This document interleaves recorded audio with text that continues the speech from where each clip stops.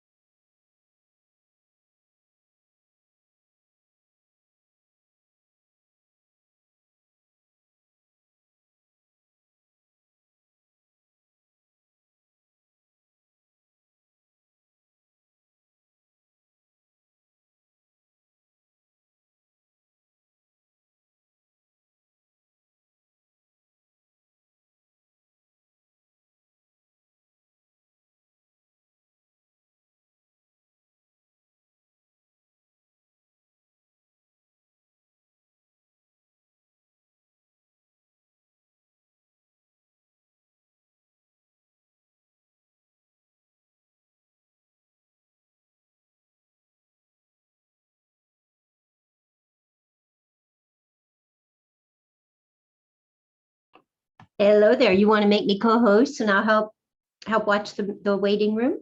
Yeah, I think they're everyone's gonna be able to come in without us having to allow them in. Oh, okay. Yeah, but I'm still making you. Yeah, because then when we get to the panel for Rudy and Robert, I can share that. Okay. I want to get that up on my background.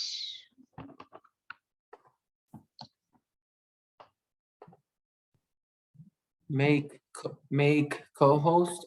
Okay. Yes, please. There we go. And we are recording, FYI. Wonderful. Automatic recording. Okay.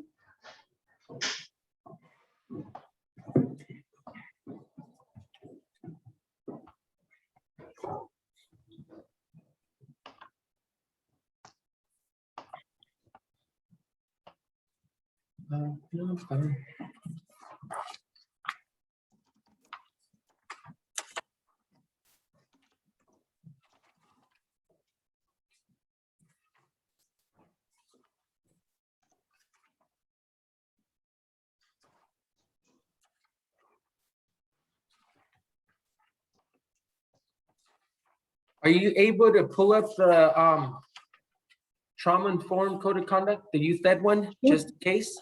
Sure. Okay, that way you can have it. Yep. Okay. I'll pull that up right now. Just in case.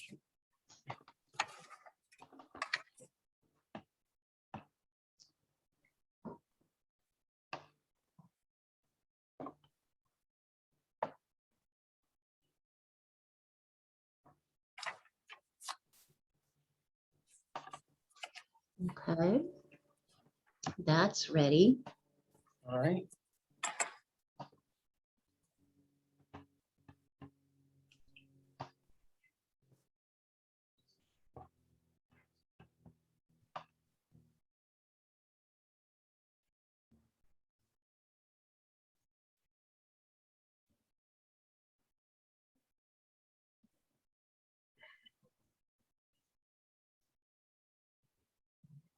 We also may be having Kim Desmond.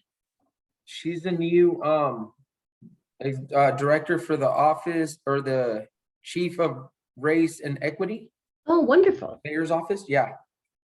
There she's visiting several of the commissions Beautiful. That's as an fantastic. FYI. Wonderful.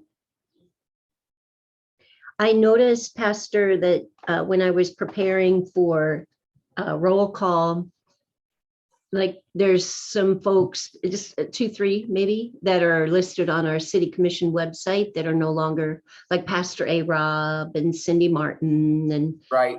so I'm just going to call them as I see them on that roster. Yeah. And then whoever will be speaking on their behalf, I'll make a note. Okay. Would that be And an also, way to do it? FYI, Jamie Wilson is the one that replaced Pastor Archie. Okay, perfect. Thank you. Yeah. And so just that they might not have her picture up yet or updated the information, but Okay. FYI. Okay. Good to know. And then I think the same thing for the U.S. Attorney's Office. We have the new U.S. Attorney is Randy Grossman. And is that Robert Brewer? Yes, replacing Robert Brewer. Please share the name again. Randy Grossman. Okay, Randy, R-A-N-D-Y. Okay, perfect. And I think, yep, I think that's it as far as. And then Cindy Martin. Yeah, I'm not sure. There's a new person yet in her place, Okay. but there may be an interim. Okay. Comes in. Okay, perfect. Good evening. That number that just popped up, I don't know if you can hit 3048. That's me, Lieutenant Tony Lessa with gang unit with San Diego PD. Oh, hi, welcome. Wonderful. Thank you.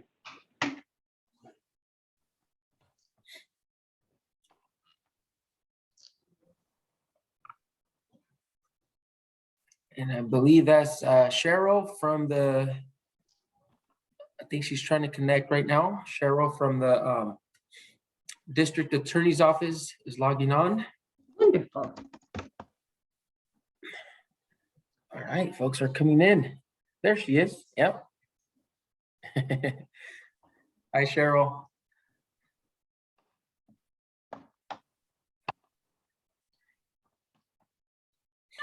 I'm here, PJ. Oh, Hey, welcome. Rudy. Hello. Hello. How you doing, Mrs. Brown? Good, doing good. Doing good. I'm just getting your panel Okay. ready to share out. No, not your panel, our panel. You are part of Our this. panel. Our panel, girl. You're part of this. Drop the Y on that your.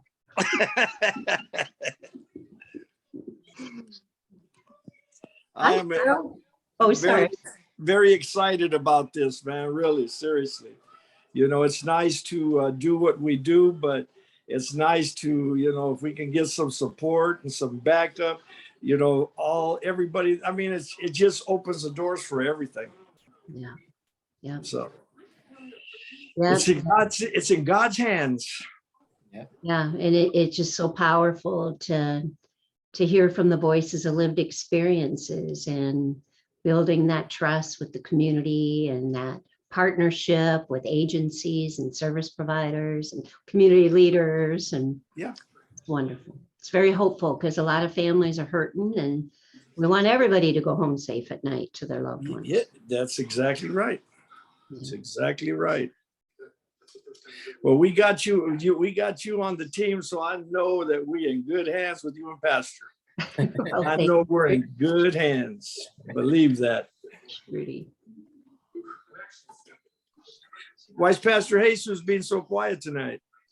Oh, because It's recording. it's being Oh. recorded right now. So I'm behaving and it could be being broadcasted also on YouTube. Hello there, world. Hi, San Diego. Is that working though? Because remember a while the YouTube page on the website didn't work. Is it Yeah, working now? I gave up on all that. I'm trying to follow as much as I can on the technology. With the technology, I'm limited. So I send out emails with hopes that the right people are capturing it and then, getting it going. Yeah, that's out of my area of expertise. Yeah. Just talking Yeah. technology underneath the surface, and I'm like, I don't. But But if any members of the public would like to get on and they're having trouble and they're texting you, feel free to share the link and they can join in. The only concern was like someone like intentionally hacking our meeting and disrupting it. Yeah, But I think most of our folks are, when the time comes, we can follow the agenda, and I don't think anyone's going to disrupt it as long as we're following the agenda and everyone has their time and place to speak and stuff. yeah. We should be okay. Hi, Officer Villanueva. You're on mute if you're sharing anything. Can you hear me okay now? Awesome. Good to see you. You too. You too. Grateful you're here.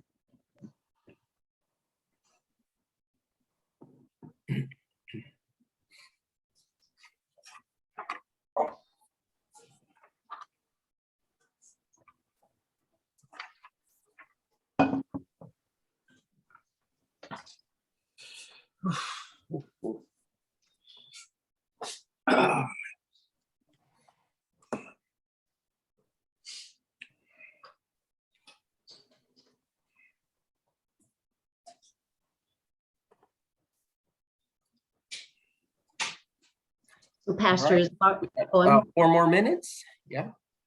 so I know when you and I were chatting before, you shared that Dr. Hood and Jamie and Armand all have emergencies or things. Right.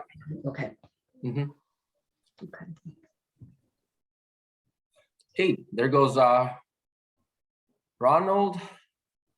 Welcome, sir. Good Michael. evening. Hey. Michael's everyone. in. Good evening. Yeah. Hi, Michael. How is everyone? Good. Good. I'm in my son's room, so we might have what's that? Mookie Betts. We got some Red Sox stuff in the background. Oh, right. Midwest. Wonderful. So Dana, I hear that you, my wife was very happy to hear that you spoke at her. There was, she's a professor at San Diego State in the social work program. Yeah, so she was one of the teachers that you, when you spoke to the students. Share who that is, please. It's my wife. Sorry, her name's Katie Morrill. Oh, okay. So the social work. Yeah, I did like. Yeah. Oh, that's Yeah. cool. She loved it. She said you did a fantastic job. Right when she said your Oh, name. you're very kind. I was like, oh, I know Dana. I was like, you're in for a good one. She does a fantastic job. Oh, Michael, thank you very much. Yeah, No problem. Those wonderful souls in higher education, inches away from their professional careers, if we can really help them ground, especially social workers, they go Sure. any direction, any cross sector in a social ecological model. So yeah, Tamara Strohauer is a good friend of mine. And then Jessica Rathbun was the one who asked me to come. And then it ended up being for all the social work classes. Yeah. Well, did not know. Well, that's now I can picture your wife. Yeah. Yeah. You can keep an eye out for her. Yeah. Look for the name. Cool. Very cool. Yeah, she loves it. She's that's her alma mater too. She went there and she came back as Beautiful. a professor. Yeah. Beautiful. Donzo Rubin. And you're on mute, sir. That's a famous saying right there. Hi, you're on mute. Every time. I know. Diane Joe, how are you? Good. Good to Good. see everyone. Yep. Thank you for the call, Pastor, as well. Yes, for sure. Yeah. Hi, Elizabeth. Hey, Hello. how's everybody doing? I see antiques behind you. Very cool. Maybe, as much as I love the antiques behind me, I'm hoping it doesn't mean that I'm maybe an antique myself. No, not at all. We stay youthful in spirit for a lifetime. Thank you for It's just that. the outside that God Thank is you for filling ages. Now, Miss Brown, this is exactly why every opportunity I have to share space with you is Oh, treasure. bless you. Thank you. So much Thank you. love, so much love. And miss seeing you. Yes, Cross yes. the paths, being out in the community together. No, and I have to say that the better news in all of this is that COVID I'm coming back to my day job, which is really community. Beautiful, With prayers, beautiful. but it's just so it's been almost 2 years. Yeah. And I look forward to the day when we can also, share space, like real space. Right. I think our last in person was Linda Vista, right, Pastor, at the rec center in Linda Vista, and that just feels like eons ago. Yes. Yep, that was our last in-person meeting. Yeah. Oh. I mean, thank Hopefully- goodness for virtual, but it's time. It's time Yeah. to hopefully come Maybe back. our at some point. January meeting, fingers crossed, but I've been saying that the last few meetings, so I don't want to keep saying it and then it doesn't happen. Hello, everybody. Good evening. Oh, Mario. hello. What Saludos. up? Good to see all of you. Good to see you, Rudy. You too, Mario. How you doing, brother? I'm doing well, man. I'm doing well. Glad to That's see you, right. brother. You likewise. DeAndre's in as well. Ooh, Rob Dog. Hey, Mario, there's a Kumeyaay flag raising ceremony at SDSU tomorrow night at Scripps Cottage at 5 to 8. Just want to plant a seed. Ooh. Hey, Robert. Hello. All right, it is What 6:01, Dana. So maybe give it a couple more minutes and wait a couple more minutes and then we can get on. That sounds fantastic. And commissioners and visitors, please know Dr. Hood has a family matter that he's tending to and is unable to join us this evening. Thank you all for being here. And we'll just wait just maybe, what do you think? 1 more minute, 6:03, 6:04, Sure, yeah. 6:04 better? Yeah, we could, let me see, 6:02. Yeah, we could wait. I'd say at least one more. I know some folks may still be driving. Some folks may be logging on. So. Bada bing. And also Jamie, Commissioner Jamie and Commissioner Armand and Dr. Hood. So that's 3 that we know of would not be here without representation. And I'm standing in the place of Summer Stephan, District Attorney's Office. Okay, thank you, Cheryl. Hi, good evening. My name is Alexandra Foster, and I'm covering for Randy Grossman, acting U.S. Attorney. Wonderful, thank you. Welcome. Sure. Thank you. Hey, Sasha, it's Mike Morrow from U.S. Probation. How you doing? Hi, Mike. I'm fine. How are you? Good to see you. And DeAndre's on. I think he's at the drive-through. No. I'm just leaving the barber shop right now. Now I got to get some gas, man. See the haircut. How's it look? Oh, yeah, pretty well. I got a lineup. I got an edge up. Yeah, there you go. Looking good. Keep Looking it tight. good. Yes, sir. Thank you. Appreciate it. Good to see you, DeAndre. Likewise. Good to see you as well. All right, pastors, what do you think? Go ahead and get started. Yes, let's go for it. And it's just from what I can see on the screen. Once you start the roll call, but it looks like we're gonna go into informational mode if we don't meet the quorum, which will cut our meeting short by at least probably an hour or so. And then any action items will be rolled over to the next meeting. Just as an FYI. Perfect. Well, welcome everyone here. Thank you so much for your investment of time.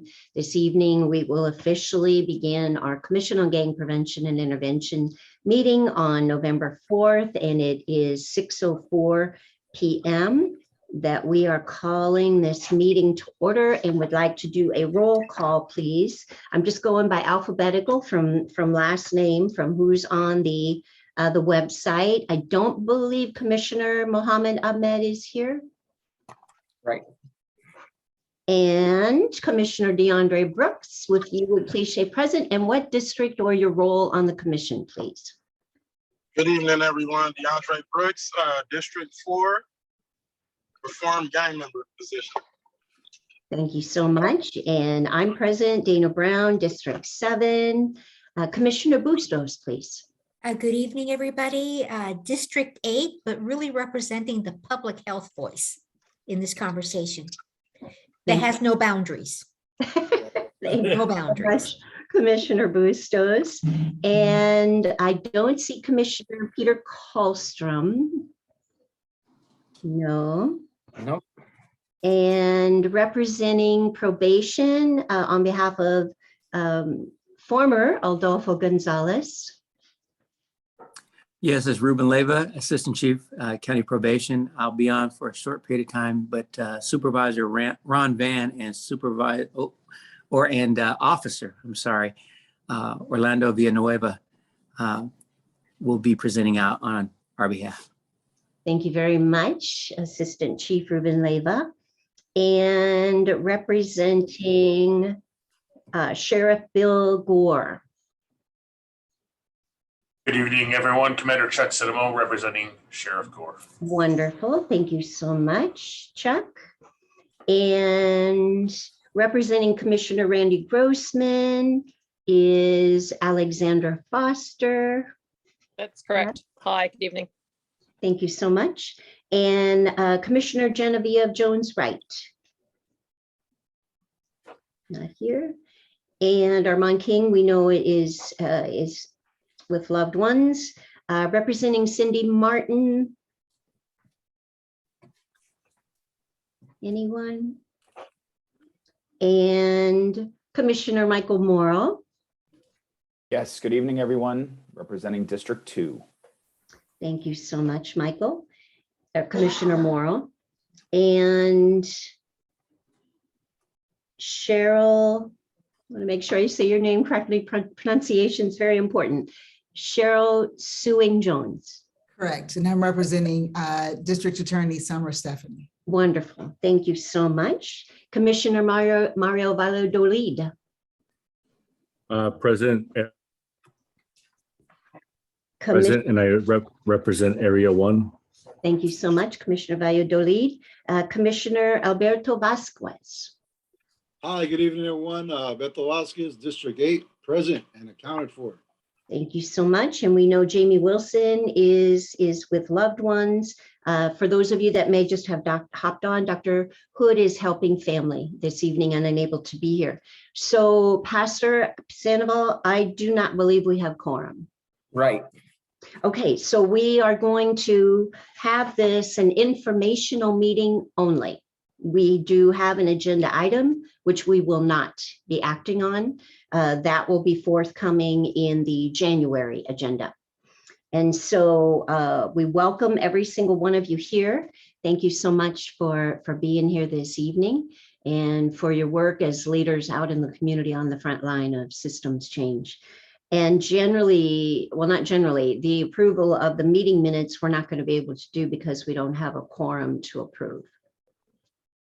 I did notice something on it that I would like to have corrected. It has Stephen Abrams as one of the commission members that was attending that day. He did attend that day as a youth leader out of the youth committee. Please recall he was the one that had the recommendation about the ghost gun ordinance, and which passed. So it's a moot point, which is wonderful for the January agenda. And just a little note about Stephen Abrams next week. He is going to be receiving an award for one of the most 25-inch influential teens in San Diego. So whoop, whoop to Stephen Abrams. He's incredible.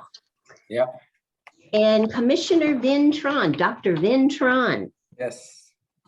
And please share what district you represent. Oh, good evening. I'm District 6, Commissioner Vintran. Thank you so much. But I don't think that gets us to a quorum. Correct. Okay. All right. So Pastor, do we have any public comments? We do have a couple members of the public joining us today, Rudy Arias and Robert Ontiveros. So if they would like to comment, but I believe they're going to hold off until our section on representing the panel. Okay, on your share out section? Yes. Okay. Well, welcome, Rudy and Robert. Always good to see you here too. Likewise to you, Dana. We all love each other so much. It's wonderful. See all of you guys. It is. Do a fist punch. All right, so we are in record time at 6:10 p.m. We are now at informational scan. So if we could please have, on behalf of the San Diego Police Department, share an update of an informational scan. Good evening, everyone. Lieutenant Tony Lessa with the gang unit. I just want to go over our latest numbers and statistics. Unfortunately, we did have 4 gang-related homicides in the month of September. These numbers go through the end of September. We had 4 gang-related homicides, which brings our total for the year to 16 gang-related homicides, which compares to 4 at this time last year. We've had 61 shootings this year, gang-related shootings to date, compared to 45 last year. Our gang population in the city of San Diego is at 2,239 gang members and 62 gangs, and that's down from 2,666 at this time last year. And we do have 19 juvenile gang members documented in the city of San Diego, and this time 29 juvenile gang members. The only other numbers I'll go over is the guns that the gang unit has recovered. They're up significantly. Year to date, the gang unit has recovered 168 firearms compared to 69 at this time last year. We've recovered out of those 168, 53 of those are ghost guns. And at this time last year, we only had 14 ghost guns. And that's all. Anyone has questions for me? So commissioners, any comments or questions for Lieutenant? Pastor Sandoval, please. Yes, thank you for that presentation or that information. Is there a distinction between the regular guns or ghost guns in any of those incidences? And I'm not sure if you can disclose that or not. We just wanted to know. Was utilized in the homicides and shootings? Yes. Yeah, there definitely are. I don't have the numbers as the number of ghost guns used in those shootings and homicides, but there are were obviously ghost guns used and recovered from the gang-related shootings for certain. A homicide, I would speculate that there have, but I'm not certain on the homicide side. Okay. So Lieutenant, I'm listening. I didn't take notes of what you were sharing, but just reflecting and listening, it's fascinating how the guns and ghost guns that have been confiscated has gone up substantially. Homicides have gone up 4-fold from this time last year, yet juvenile gang members are down to 19. Juvenile gang members, that's right. Juvenile. So that's just really intriguing to think about, because it's a reduction in gang members and an increase in homicide and violence. That's right. I mean, it's difficult to quantify exactly why that's happening, but I think COVID plays a role in that. We arrested the same people multiple times for possession of firearms, and because of various reasons, the courts get pushed back. We can't keep them in jail because of COVID and some other reasons, that they're just put back out in the street, and we've arrested the same with firearms on multiple occasions. Any other commissioners want to share any comments or questions? Commissioner Bustos? And thank you for the opportunity to speak, and thank you for the good information. And you actually opened the door to the conversation I wanted to introduce, and it's COVID related. COVID related uptick, incidents of violence, all kinds across the spectrum, and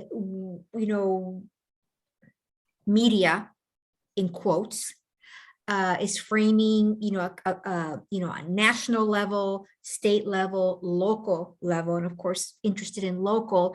I welcome an opportunity to explore and get to the root causes, correlations between our COVID experience going into 2 years, and already fragile, vulnerable communities walking into COVID. And I just, maybe it's just me because, hey, I grew up in District 8, D4. I just want to verify. I'm just looking for good, honest information from which we could, listen, learn, and heal. And I'm just going to put that out there if anybody's interested in having that conversation with me, because it's sometimes it can be easy to simplify. Oh, it's COVID. Oh, it's the times that we're in. But I have to think that it's more than COVID. There's root causes that we've been looking at and living every single day. And I'm looking for the truth. I'm looking for the truth. If anybody's interested in embarking in that journey for me, in the middle of all the other homework that we have, to dig down and get the truth out. So thank you for that. And you all know where to find me. Yeah, If I may, I just don't want COVID, okay, to be, by the way, very real, to be the knee jerk for pausing, intervention, prevention, real talk. Thank you so much, Commissioner Bustos. And I would very much like to continue to have a conversation and welcome any other commissioner or attendee here. My heart feels that the epicenter of that is trust, people feeling safe in those relationships with service providers wrapping around them, and mentoring many years inner city pre-COVID, back since 1998. A lot of people don't trust the systems. No. So we're all here as leaders on the front line to transform cultures of compassionate accountability. Everyone should be held accountable. Yes, absolutely, with compassion. And as soon as a little girl or a young woman or lady finds out she's pregnant, she should be wrapped around in that family. It should have all those healing-centered, equity-focused services wrapping around that young girl, woman, mother, and their family. And there's a lot of leaders on here that are doing those. Community wraparound is one of those grassroots. And so I think there's a tremendous amount of work that's already happening. And I think there's a tremendous amount of weaving through that needs to happen. And all of us should lean in with each other, not to or for each other, but with each other in being solutions oriented and really integrating sustainable systems change. How do we build trust? How do we build safe relationships? Because we are harmed in relationships and we are healed through relationships. I know, did you want to share more, Commissioner Bustos? No, thank you. I yield to, I believe, Commissioner Valladolid, but please. Commissioner Valladolid, please. Thank you, Commissioner Bustos, for the conversation. I work in the Shannon Unified School District, as many of you know, and there's this focus. It's not just with gangs; it's with a lot of youth. Just this focus on negative things, like the fights that have been happening, in elementary school, middle school, and high school, and then there's focus on recording fights, recording destruction of property, and what we are trying to do right now is trying to flip the focus on negative actions to try to focus on positive, celebrating people. What is the importance of friendship and connection since we've been in isolation? Trying to flip it and trying to make things that are positive go viral rather than all of the negative things that we've seen. We've seen some of our schools creating Instagram sites for fighting and things like that. And so now we're creating Instagram pages for our schools about sharing and positive things, celebrating people, celebrating accomplishments, like just trying to meet that with positivity in the kids. They want it, they want something positive. They want to talk, they want it. But it's just that right now there hasn't been a real focus on trying to create positivity and trying to create forums for people to talk about the positive things in their life. And so if we can do that, I think that would be good, and we're trying to do that in the schools right now because we're seeing a lot of negativity being the focus of our young people. And and then negativity of our parents too, needing that help as well. So it's a lot, but we're trying, we're trying our best. And I believe, like, even the conversation that you're going to hear from Robert Antiveros and from some of the people like Rudy and stuff, they're going to talk like, how do we flip that? How do we flip it? Because I don't want it to be the late 80s or the early 90s again. I don't want it to be where drive-bys are a thing of, where, like you were saying, like, that's just how it is right now. That's just the times we live in. That's BS. I don't want it to go back to that. None of us do. And we know what needs to happen. And let's, so yeah, that's all. Thank you. Thank you, Commissioner Valladolid. And there was a comment in the chat from Tasha, that part, and everyone is not held accountable on the same level. So it sounds good, but it's not the reality. Where's the healing on the campuses? Why is no one talking about the impacts of isolation, cognitive behavior decline with no outlets? Thank you, Mario. So just wanted to share if there's anything you wanted to respond to that, Commissioner Valladolid. Yeah, I mean, thank you, Tasha. I mean, it's something that we're trying to do. Like, we're trying, that has been the elephant in the room, that somehow we were told in the summer that as a systems that we were going to do things differently, that we were going to focus on social emotional healing and support. But all of a sudden in September, we just went right back to how systems were going to be, how schools were going to be run.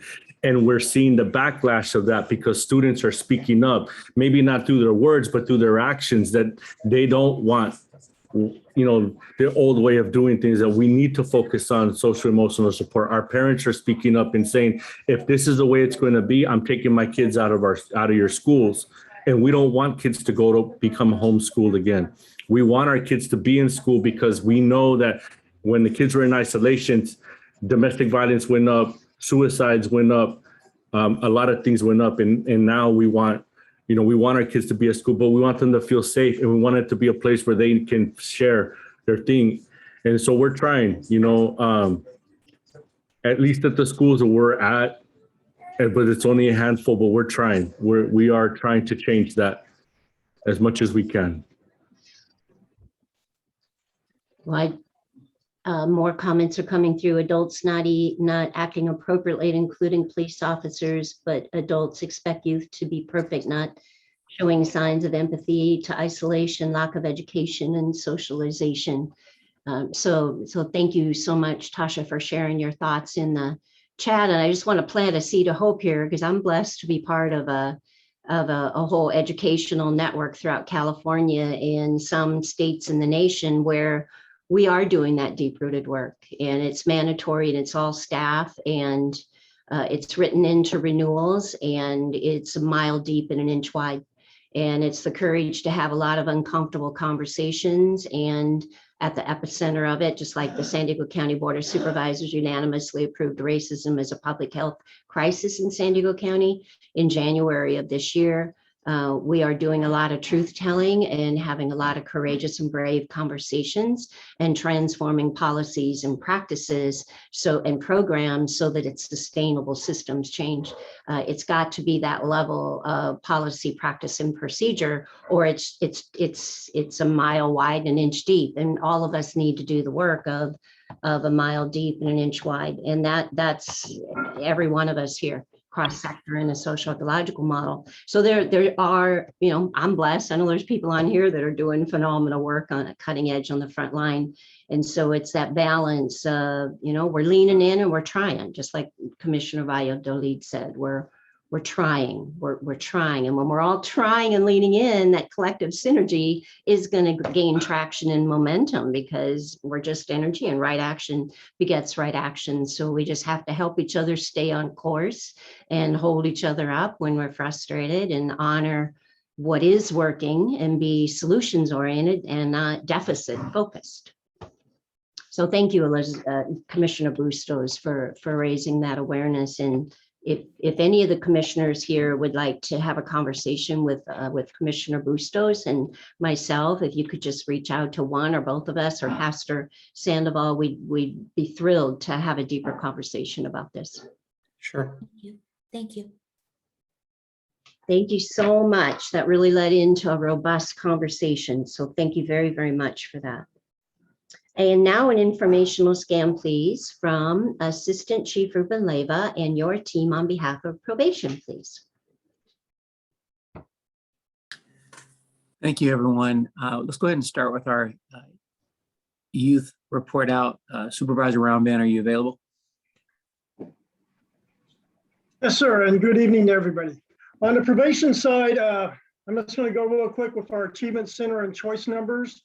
Currently on the Achievement Center Central, we have 16 youth participating and 6 referrals pending. Our choice programs, South, we have 22 participating with 2 referrals received, and our choice Central has 20 attending and 3 referrals. Resilience currently has about 11 youth attending. On the youth side, probation continues to work with finding alternatives to detention models to try to keep our youth out of custody, except for the most serious offenders. So we're continually working on finding community partners and programs that allow us ways to focus on the youth's mental health, substance abuse, or family issues that they may have without putting the youth in custody.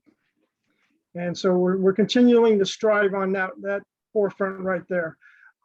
We do, our youth, we still have, we're getting some new referrals for youth with significant serious issues, violence and guns, but it's actually gone down from last month. So that's a good sign on our side.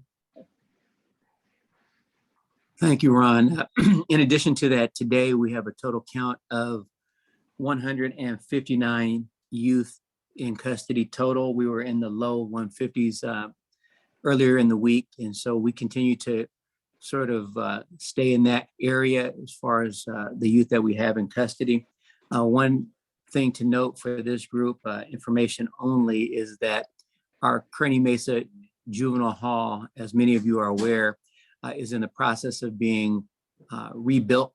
And so that includes our youth transition campus being open in January, and then our intake and receiving area being moved to our East Mesa Juvenile Detention Facility at the beginning of the year, where it will reside for 1 to 2 years expected.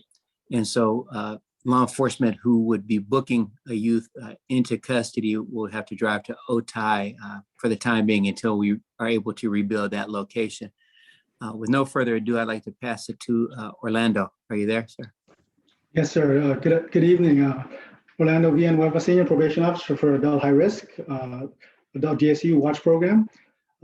We have outstanding clinicians that are doing outstanding work at every region, north, south, and east, and they continue to perform spectacularly.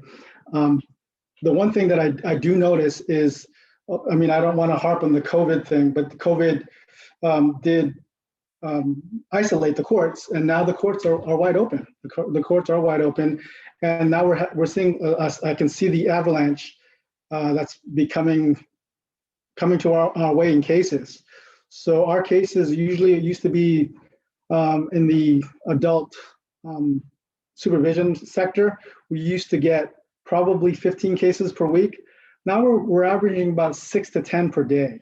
So that's quite a bit. We're doing our best that we can with resources. What we do is we first have them meet with a clinician.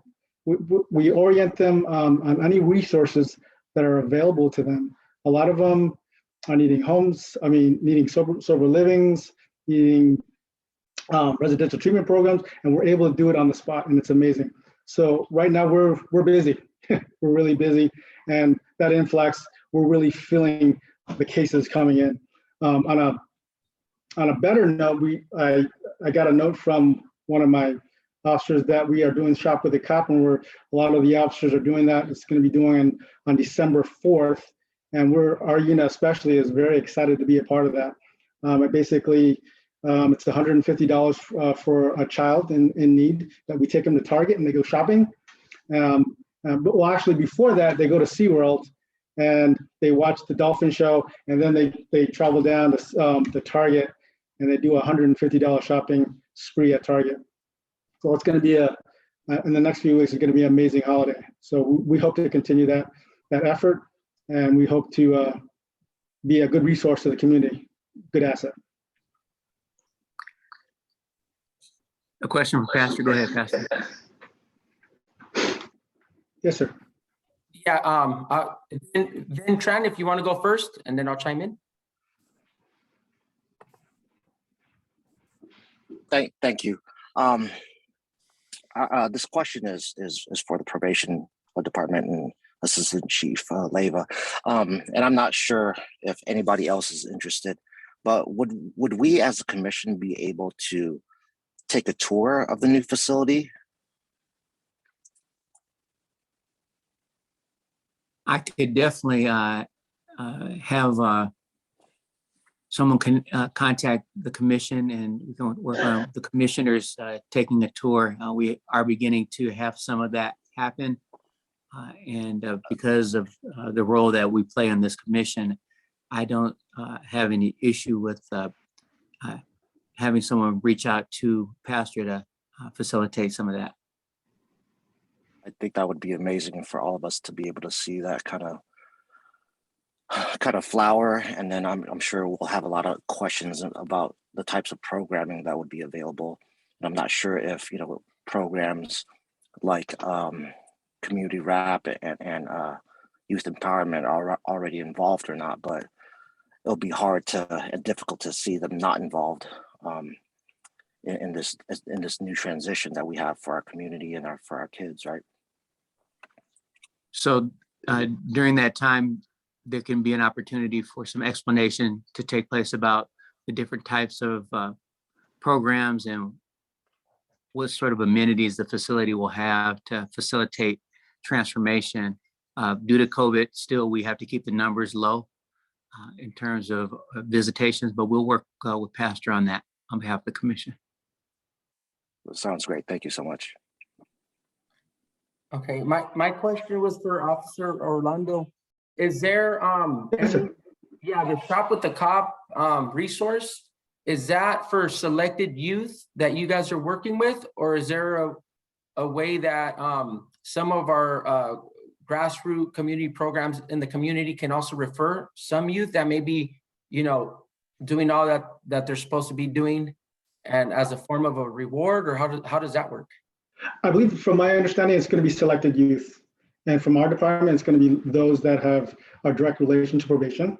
So a lot of them, our parents might be on probation. Even the youth brothers and sisters that are on probation on the youth side might be selected. But we select it for our department. We select it. So again, this is countywide. We're not talking about just probation. We're also talking about all law enforcement pretty much doing this. But we're just very happy to be a part of it, and I wanted to make sure that you guys knew about it going on December 4th. But I can email you if there's anybody taking referrals. But as far as administratively for probation, we are pretty much selecting our children and the youth that are going to partake in it.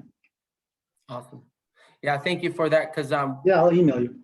We're working with a lot of youth and families that are through the wraparound programs, the grassroots programs, and especially during the holidays, Thanksgiving and holidays, that extra little blessing their way. It's very hopeful for the family when they receive something. And we try the best we can with the local resources, but whenever we get a surplus, for example, the DA's office, shout out to the Greg from the DA's office. They're picking 6 families for us to be able to refer so that they can bless them during the holidays. Absolutely. And so we've been doing that every year, and they really just shower them, each sibling, each person, all the youth, the brothers, the sisters.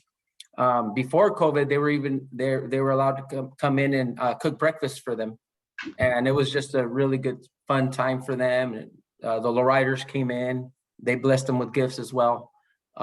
So this year we're going to do that again. And then December 11th, we have a big event at Willie Henderson Sports Complex. And we're going to be, just as an FYI, doing a toy drive and toy distribution the day of. with a bunch of resources in the community, San Diego Nights, as many as partners we can put out there with the booths and the information. So thank you for that, but just wanted to put in a plug in as well. And I think Elizabeth Bustos has her hand up. Thank you, sir. And maybe not such a hard pivot, but very, very related to the probation conversation.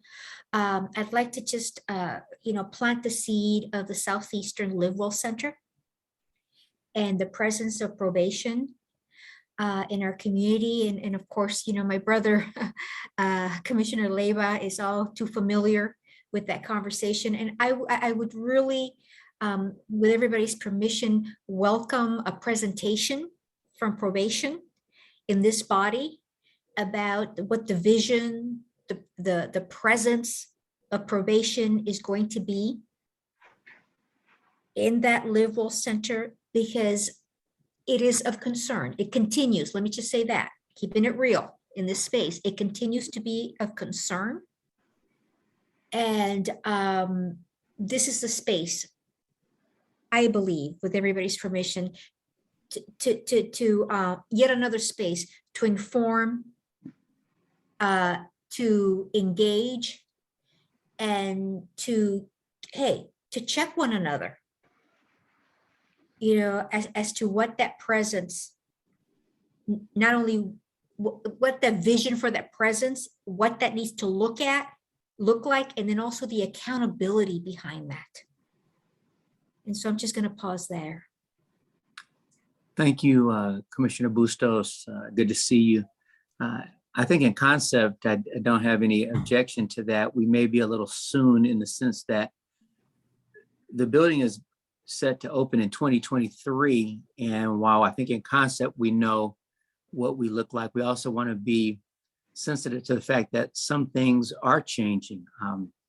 For example, when you talk about the number of folks who are actually even on probation right now, the numbers are dramatically lower than before. In terms of our youth, right now, we only have a total of 573 youth on probation. That's a great thing, but it's a very, very low number. In addition to that, we have on the adult side, 77 and 34. Okay, 7,734 adults on probation. Again, that's a low number.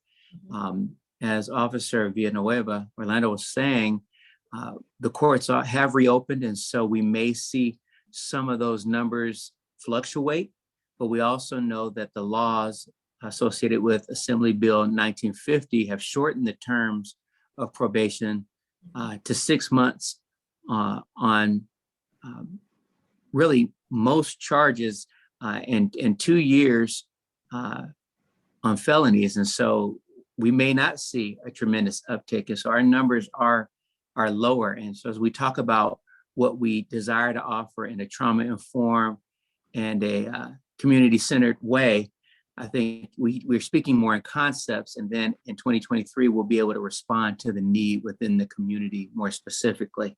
But I don't have any problem with us calendaring something out where we could have some discussion around that. And so if I may, and thank you. And hey, I know everybody knows we play for the same team, okay? We wear the county jacket, but if I may, I'm just, asking for just some real basic information as to what's out there. As an example, what's out there is that, colorful language here, but real, sexual predators are going to be a pit stop. That we will not be having our sexual predators check in at Southeastern Livewell Center. That's correct. Yeah, of course. But just sharing with you that is a very real conversation that's out there. So any opportunities that we have, certainly that you have, just to present and to just share the narrative, share the facts. I think, I would humbly request that you consider, because there's a lot of mythology. And you know what? Real time address it. and understanding, the data is going to fluctuate, participants in, out is going to fluctuate. Okay, but there can only be just one truth. Okay, the example I just used, sexual predators. Okay, we know it's a falsehood. Okay, but we also know it's taken, how do you say that in English? It's taken flight. Okay, so any opportunity, Absolutely. that we have, to inform, please consider it. Well, I thank you for the opportunity, and I will work with Pastor on getting on a future agenda for that very reason. I think there are certainly things that we can communicate, and then we can continue to update this group as we, get closer to 2023 as well. If you're at peace with that. No, I'm at peace with just being in this space and the freedom to express. So thank you for that. Thank you so much, Commissioner Bustos and Assistant Chief Ruben Leyva. Does any other commissioners have any questions for the County Probation Department?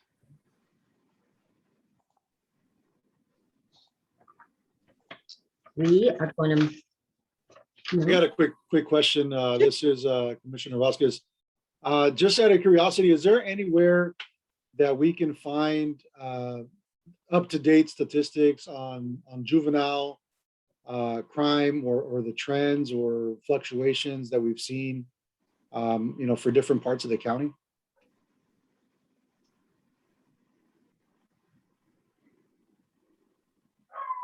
That was for anybody that. Yeah, there's a service called crimemapping.com where you can go on and get real-time information about criminal activity within certain zip codes. However, information on juvenile statistics, we'll have to, look a little deeper into what it is exactly you're asking. I think what I'm hearing you say is that, what are the youth up to now? What are they getting into? Is that what I'm hearing you say? A little bit of that, a little bit of that, and I appreciate the thoughtfulness into what I'm really asking, right?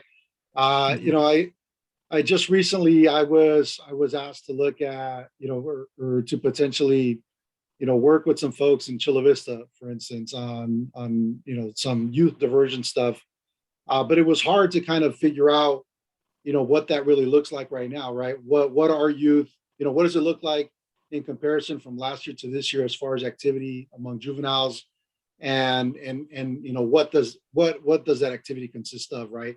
So that then we could use the data to better inform maybe some of the strategies that we want to come up with, or some of the diversion plans that we consider. But it wasn't so easy necessarily to find up-to-date information for a specific area. So I'm just wondering, as far as resources, to make better data-driven decisions in real time, not based on things from 5 years ago, right? When there's, as was mentioned already a few times, COVID and many new, needs that have kind of risen from that. I was just wondering if there's anything a little bit more current that's available for folks to be able to reach out to. Yeah, what we can do is you and I can talk offline, and then we can try to meet your research needs. I'm not sure exactly what you're going to need or exactly what you're working towards, but I think we can drill down on that. Okay. On a one-on-one conversation, if you don't mind sending me an email or. Not at all. Okay. All right. Awesome. Thank you so much for your time. Appreciate it. Sure. Also for Commissioner Vasquez, I've been behind the scenes working with Sandag. I know in the past they've been able to pull some stats out, so I'm trying to get them to see who the point person is going to be to re-engage our commission, and maybe we can go with a specific ask on data collection when I do meet with them, and so maybe you could be part of that conversation, and that way we can pull that back into the tactical plan and maybe ask specific what the information we want them to collect, and maybe they're really good at going around and collecting that data from department to department, region to region, age groups, demographics, so on and such. So Yeah, no, I appreciate that because I did see that they had some resources in there that were listed, but for I can't remember off the top of my head. But some of the stuff that I was trying to figure out, it was still kind of challenging. I think I saw a breakdown for adults, but when it came to juveniles, it was a little more. It was less vague. It was more vague. Sorry. Right. Got it. I'll loop you in for that conversation. Thank you so much, Commissioner Vasquez, Pastor Sandoval.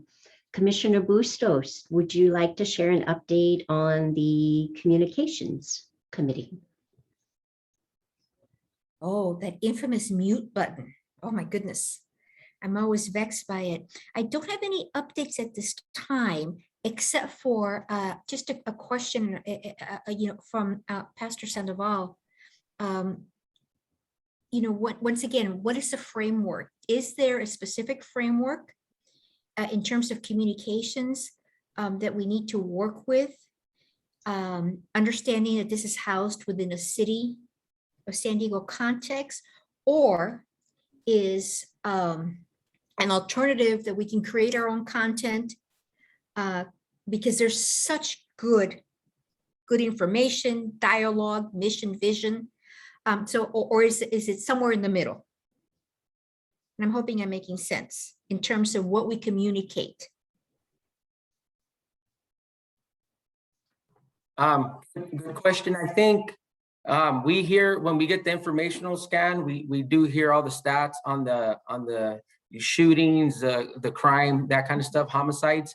I'm wondering if through the communications, we can get maybe some success stories in the community and maybe share that out bi-monthly, or maybe even a newsletter. I know it's work, collecting that, and you wear different hats in the community, but or maybe getting an organization that we all collaborate with to share a success story in that space, or even maybe their stats of success, their outcomes. Just a thought. No, absolutely. And everything is welcomed. And we've just keeping it real. We've been having this conversation for some time, and absolutely lifting the success stories. But are there any, or should there be, or how do my fellow commissioners feel about, lifting other stories, other challenges, other pieces of work, okay, that may not, although we may champion here appropriately so, and feel very passionate about, there may be a different lens applied, since we live in within the city. By the way, you know how I feel about that. Okay, we are a commission. Okay, we represent community voices, diverse voices. We keep it real. Transparency, works because it's that transparency. So I look to you, and I'm happy to have this conversation offline. And these are just some, from a communications standpoint, what has been percolating. And I believe it's been percolating, or not I believe, I know it's been percolating for quite some time. Thank you. So Commissioner Bustos, I would encourage too, to add on to what Pastor Sandoval articulated, that we come from a lens of collective impact. If we take systemic racism, for example, that the County Board of Supervisors unanimously approved is a public health crisis, and come from that lens, how are we as a commission representing community, with all the city council members recommending, there are high level policy and decision makers on this commission. There's a lot of us here that are boots on the ground and deeply connected with trust building with grassroots. And there's trust building, I call it grassroots to grass tops. It could be fascinating to consider outward facing communication in alignment through the tactical plan, the strategic action plan. How are we as a commission leaning into dismantling systemic racism? And because of who sits on our commission, I know we are a City of San Diego commission. However, we have the district attorney, the U.S. attorney, the county probation, the sheriff Bill Gore. We represent the count from my perspective. We have people that we're helping support around the whole county, even though we are, a city commission. I honestly don't know if that gets nuanced and blurry. I don't know the answer to that. I just would encourage, that would be something fascinating to really be intentional about our collective impact for sustainable systems change. Thank you. Thank you very much for that. Thank And you. Pastor Sandoval, a Robert Rule of Order, can a community member, because they're in a chat, come off mute, or is that, since we're informational, or is that not allowed, or do you know what's our protocol? I want to honor process. Yeah, so on the agenda, when we went through agenda items 6 on public comment, at that time we didn't have, I don't think we had any community members besides Robert and Rudy. And now I believe we have Tasha and Layla. I thought I saw Layla on here. So if they didn't get a chance to comment because they weren't on yet, and they would like to comment, then we can definitely accommodate that. Okay, Tasha, would you please be so kind and come off mute and share your thoughts? Yes, thank you. I just want to say that when we talk about racism, the people who are in the systems that you just talked about have systems that are inherently racist. Their data shows that they are inherently racist. You're talking about police departments, you're talking about a DA, you're talking about pipelines that are connected to each other that keep people from thriving. We have a number of issues that we are concerned with. And I know that it sounds good to talk positive, but there's a reality that there's an entire groups of people that are being harmed by these racist systems that we are not talking about in real terms. And so for me, I don't want to have a kumbaya with anyone anymore. I want to have real conversations about how these people in these systems are going to change the racist aspects of those systems. And why do we have youth that are dying in incarceration? Why do we have adults dying in incarceration? Why aren't we funneling money back into communities so communities can lift themselves up? And we keep attaching ourselves to these systems that have done nothing to help us to build our communities, but tear them down continuously. They do not hold their own officers accountable. They tell us, see something, say something, but when their officers speak up, we have a captain, Manny Del Toro, who has called one of his officers a rat fuck snitch and is still in Southeast commanding his division. That is a problem for me, that we talk about accountability with young Black kids and brown kids and youth and adults in a system that has failed them. But we are not talking about the people who oversee these systems that are failing us. Thank you, Tasha, for sharing your thoughts. I just want to offer that to me as an organizer, this is both and. It's all of us. It's something that I myself, personally and professionally, I can't broad brush and say every person in a system is one way or the other. And as an organizer, almost 25 years, I've realized the hardest system to change cross-sector in a social ecological model is a belief system. So this is individual, it's organizational, it's systemic, it's all of us together leaning in. And yes, there's a lot of things wrong, and yes, there's a lot of things right.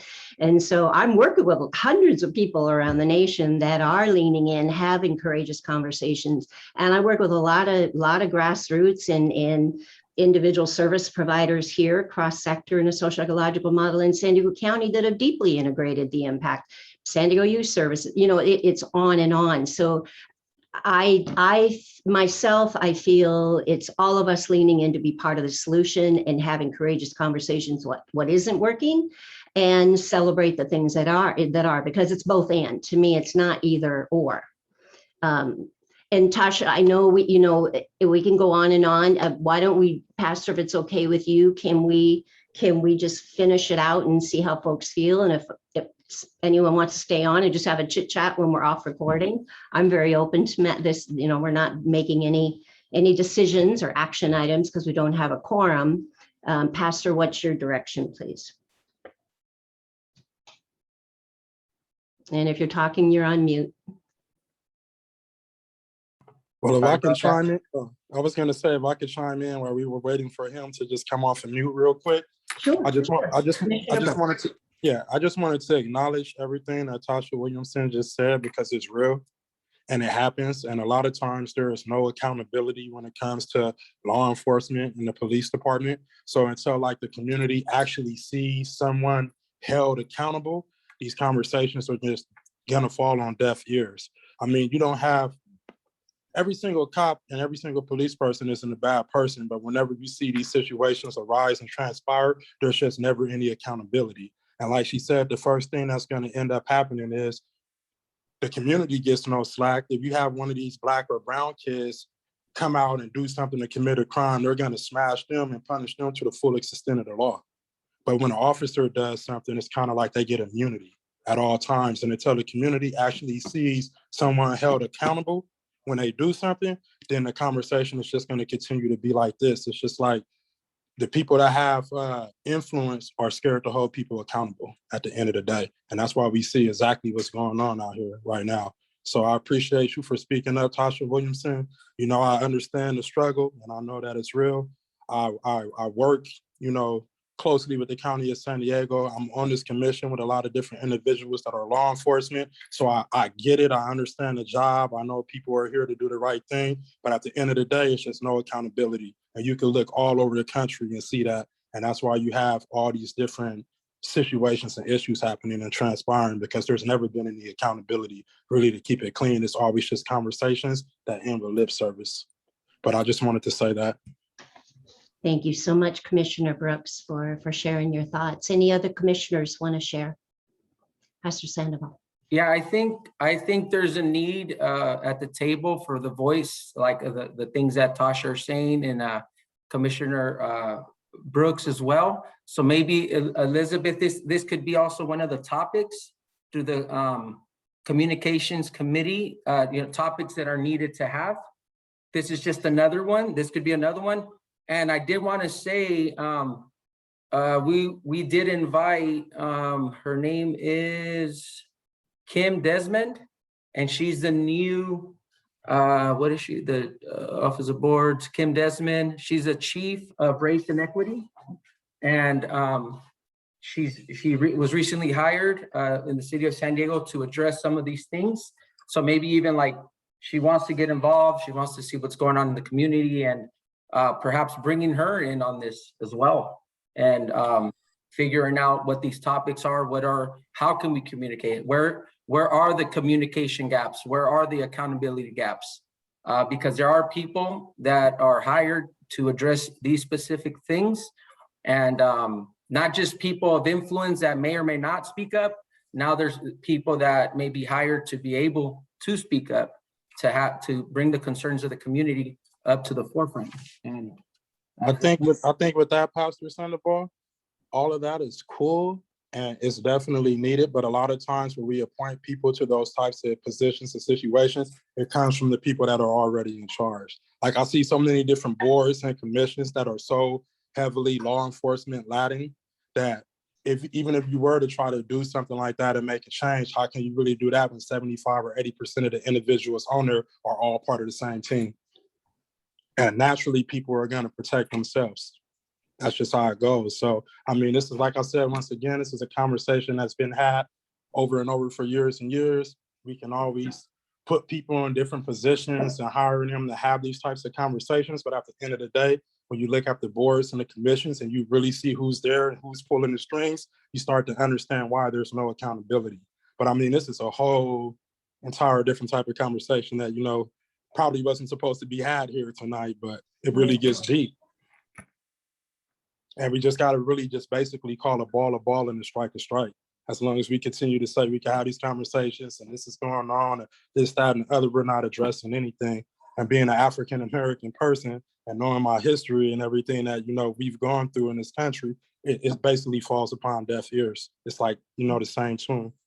But, you know, hopefully we can really all come together and make a difference, but also take into consideration that a lot of these individuals that are appointing people and a lot of these individuals that are, you know, commissioning, you know, different things to happen are all part of the same team. Thank you so much, Commissioner Brooks, for sharing your thoughts. And Commissioner Bustos, please.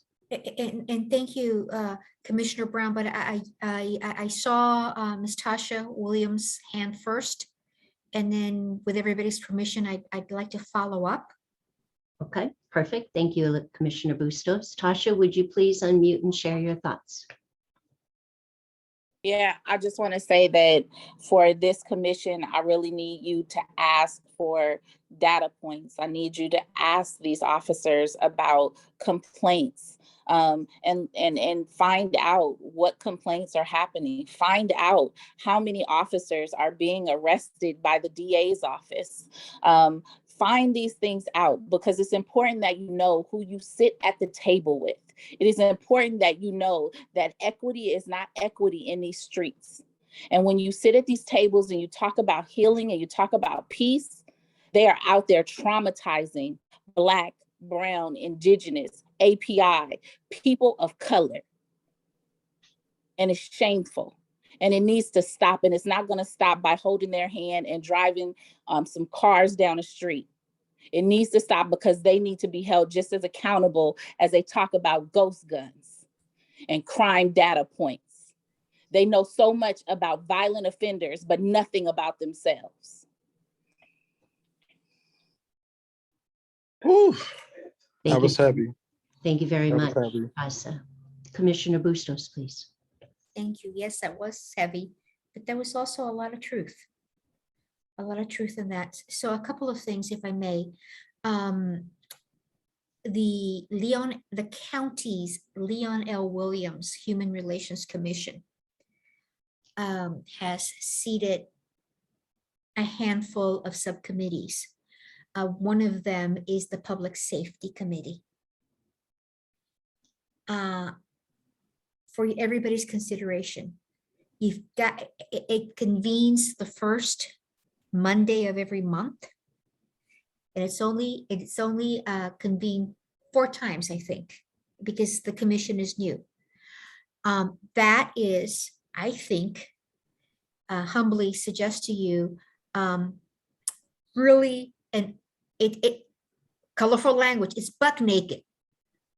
Okay, it's really taking everything I think that we are talking about, that I'm listening to, okay, and no, you're not going to find yes people there, because it's comprised of community stakeholders. It's a Brown Act meeting. Check it out. As an example, the conversations they are having now is the intersectionality of law enforcement and mental health. Okay, what's up with that? Okay, why is it that when somebody is in, all too frequently, when somebody is in crisis, cops show up? Okay, so hard conversations are having had around that. And then if I may, just the other piece around transparency, accountability, and going back to my original question, what are the, are there any parameters? I'm hearing there shouldn't be any parameters. It's an opportunity to be fearless and just, speak the truth and go with it. Go with it with the messaging, go with it with the calls to action, and go with it with the real conversations that are taking place. And hold everybody accountable to come into that space and build, instead of, perhaps what can be easier, ignore or take down or to discredit. And we can't do that anymore. We know that doesn't work. And then lastly, one final point. Speaking of law enforcement, one of my deep frustrations, this is just me, is that this two meetings are happening right at the same time as this one. Okay, the first one is the Urban League hosting SDPD, a panel discussion on this very same topic, number one, and obviously conflict. Okay, and the other one was this is the standing NAACP San Diego chapter meeting, and so just having a real moment where it's really hard. Really hard to be in so many conversations at the same time. But man, we need to be either ourselves or our representatives. And I'm qualifying the representatives, okay, that are real and where there is alignment in heart and spirit. But man, it's hard to participate in all the conversations. So thank you. Thank you so much, Commissioner Bustos. Just curious, do you know if the Leon Williams Human Relation, are they like us? They make recommendation, or do they have more teeth? Do you happen to know? They have teeth. They have teeth. It's been, hey, I'm a native San Diegan with a twist. I was raised across the border, but it's been a long time since I've seen, such honest and actionable. This is a team. This is a group that's holding for now, and the plan is our board of supervisors, our law enforcement, and again, hard conversations, hard conversations, and folks are showing up, listening and learning and agreeing on exploring partnerships. And so please, with your permission, I'd like to send out, if I may, the information. Again, they meet the first Monday of the month. I believe it's, forgive me, I'm having an Elizabeth moment. It's either 1 to 2 or 2 to 3. Again, open meetings, public comment, Brown Act. And I think I have to believe that this body, okay, has to be engaged with that group. Absolutely. And by the way, this is a group that does not report to the Board of Supervisors. I just wanted to put that out there. Thank you. Thank you so much, Commissioner Bustos.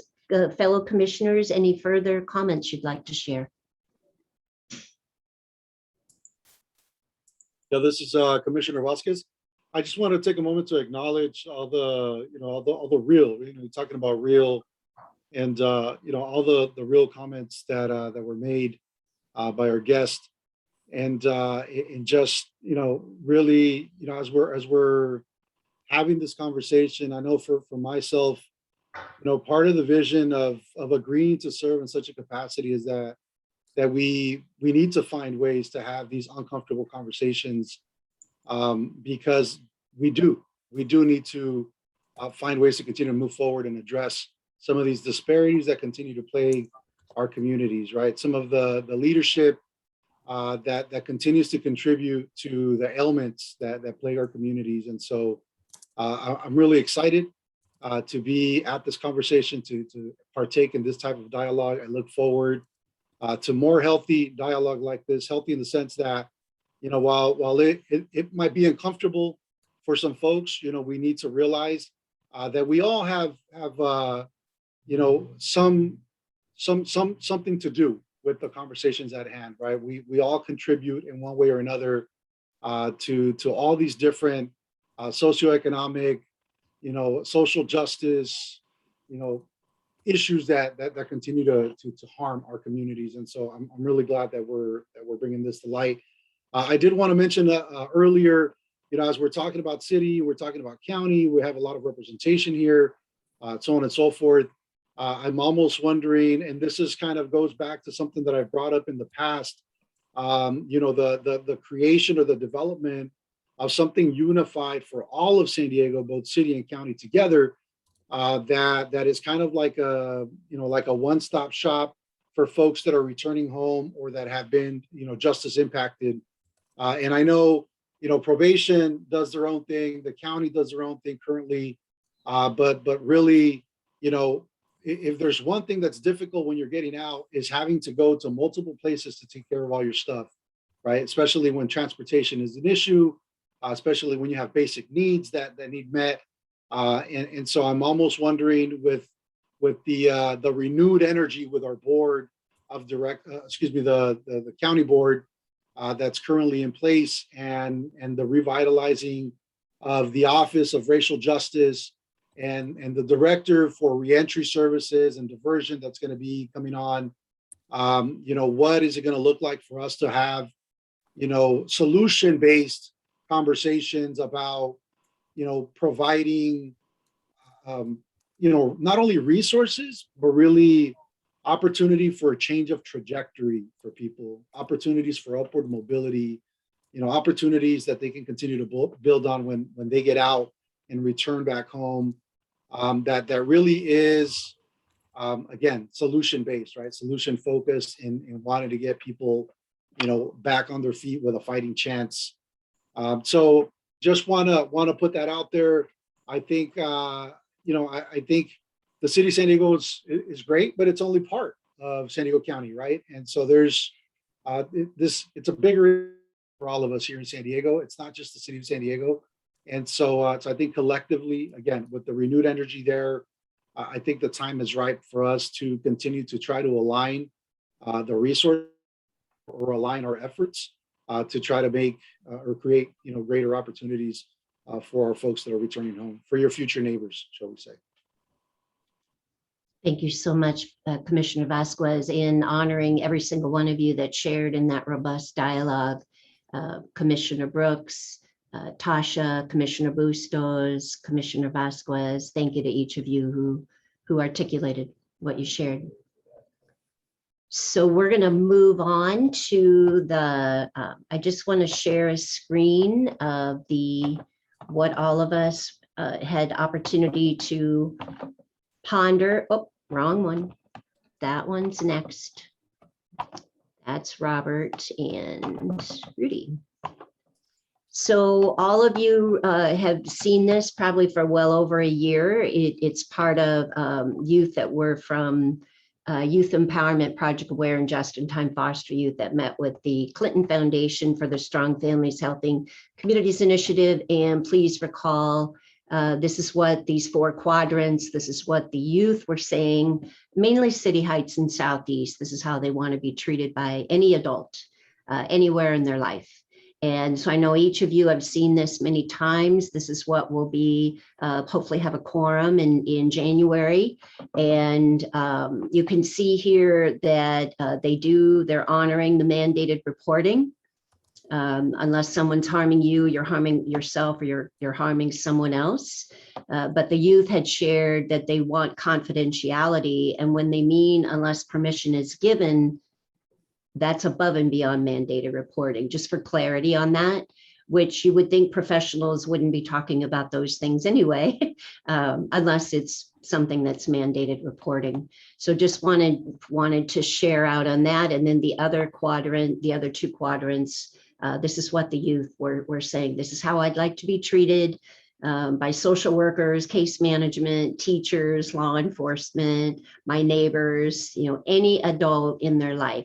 So our ask for the youth committee was a recommendation, which is what we will have if we have a quorum, we'll have a vote on that at the January meeting. And that recommendation in January would be to move that forward with the city council and the mayor's office. And that is because we are a City of San Diego Commission. So that's the sole purpose. That's what's in our bylaws. That's what the process that we honor and follow. I think what Commissioner Vasquez and what some of us have been sharing, and Elizabeth, you can help, is this outward facing communication that is, like Commissioner Vasquez shared, it's countywide, because we have people that represent the county on the commission. So it feels like we could do both and. And then I did want to share with the youth committee also about the youth committee. As we speak right now, they are working on a youth-led train the trainer on ACES science. And for those of you that are familiar with Youth Voice, that I was blessed to start in the Mid-City Police Division, met Rudy and Robert was there a lot, and Pastor was there, and I think DeAndre came once, and Mario, and so those youth are trained on ACEs science, and please recall, all of you commissioners and visitors, that is the epidemiology, neurobiology, biology, epigenetics, and resilience building. So the 5 parts holistically. So they are training on that. Youth Voice leaders have trained people from all over the world. And that development of the youth-led train the trainer on PACES science, because we're working with several collaborative partners, including 16 Strong Project out of New York, and SAY San Diego, Community Wraparound, our youth committee, obviously, of the Gang Commission, Dr. Tezeru Tashome, who is a San Diego Juvenile Justice Commissioner. It's a group of collaborative partners that are multi-generational mentoring around the youth, and the youth that are engaged in this process. The youngest are sophomores in a high school in Ohio, all the way up to age 24 here locally that go to the University of San Diego. So they will be putting together those trainings virtually. It's about a 6 more month process. And then locally, we'll have some of the youth here locally post-COVID. If you'd like them to come and train with your organization, they'd be thrilled down the road, but they will definitely be doing it also virtually. So we're really excited about that and expanding that out widely. And then Jen, so any questions for the youth committee from any commissioners?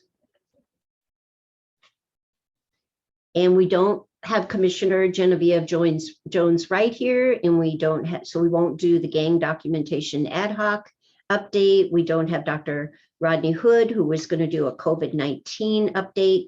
So we turn this over to our esteemed executive director. Thank you, Dana, for presenting and sharing the meeting today. Appreciate that. Couple of announcements and opportunities for our commissioners to engage the community right around the corner. December 11th at the Willie Henderson Sports Complex. Setup is going to begin as early as 8 in the morning. But it's actually going to start at 10 a.m. We're going to have a rock climber, laser tag, social services, community-based organization, booths. Barrio Dog is going to provide food. iPay Consulting, which is Robert Ontiveros, he owns that business. He's donated $1,000 to help provide toys, gift cards, things that we need. And if you have organizations or businesses that can donate toys for ages 0 to 13 and or $25 gift cards ages 14 to 17, because sometimes that age bracket is what gets lost in the toy drives a lot. So this is going to be December 11th at the Willie Henderson Sports Complex. We're going to have the lowrider community out there as well. They've been helping us spread the word on seasons of peace, trying to spread, de-escalate situations that are out there. Part of the conversation that Elizabeth, Commissioner Bustos wanted to have about why is this violence happening, leading us to the gang educational panel presentations with lived experience, people that have been there and done that, gangs, drugs, violence, the prison life, are willing to talk about why things are currently happening the way they are, and specific settings. And so I do want to introduce Rudy Arias, for those of you that don't know him, and Robert Ontiveros. They're going to be helping us with these educational panels. We did one already at Project Respect up in North County. And our next one is going to be at the Juvenile Hall facility in the East Mesa one.